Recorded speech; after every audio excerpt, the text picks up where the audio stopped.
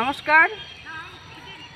আজকে আমরা মানবাজার গ্রামীণ হাসপাতালে তৃণমূল সরকারের জামানায় এই মানবাজার হাসপাতালের একটু বাস্তব পরিস্থিতি তুলে ধরছি।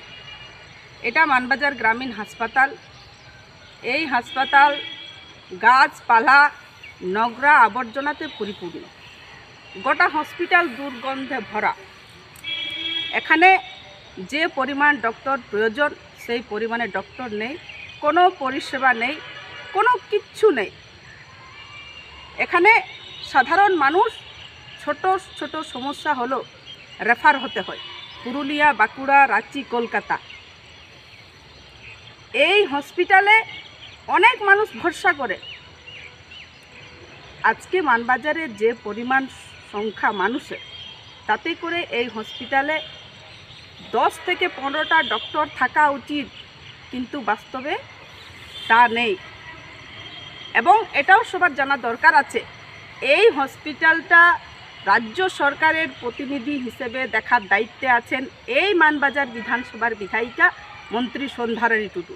কিন্তু আজকে বাস্তবটা দেখুন, হসপিটালের কি পরিস্থিতি আছে, হসপিটাল কি পরিস্থিতিতে পড়ে আছে, এটা কেনে করে রেখেছে।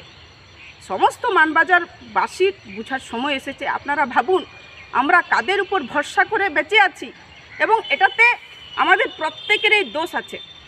আমরা জনগণ, আমরা দেশবাসী, আমরা এদেরকে এত তোল্লায় দিয়েছি, আমরা এদেরকে এতটা বাড়ান্ত পর্যায়ে পৌঁছাতে সাহায্য করেছি। আমাদের সমস্ত স্তরের মানুষের উচিত সংঘবদ্ধ হয়ে বিরুদ্ধে আন্দোলন গড়ে তোলা।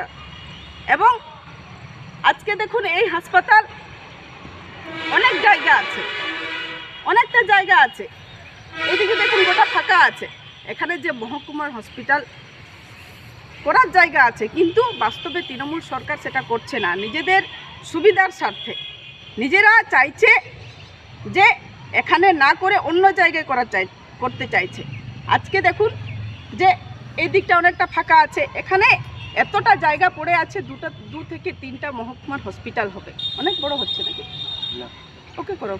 অনেক যদি এখানে মহকুমার হসপিটাল তৈরি হয়, তাহলে সাধারণ মানুষ উপকৃত হবে, এখানে সমস্ত রকম ট্রিটমেন্ট পাবে। কিন্তু তৃণমূল সরকার এটা করতে চাইছে না। তাদের সুবিধার স্বার্থে, তাদের ব্যবসার স্বার্থে